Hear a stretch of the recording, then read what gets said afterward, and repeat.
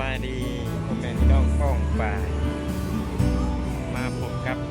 MK อยู่ป่านะ MK สบายดีก่อนหรอมื้อนี้เขากินหยังกินข้าวนอกบ้าน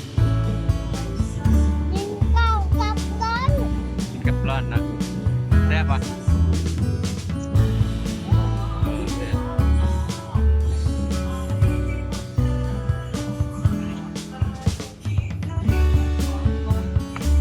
มาเด้อพี่น้องเด้อจุ่มหมอดินอีกแล้วมื้อนี้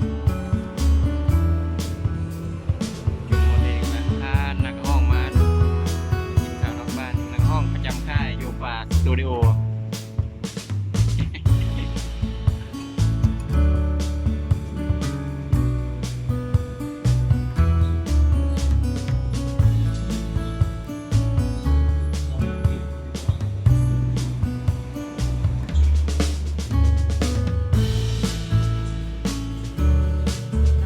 นี่นางเอกประจำซ่องนะ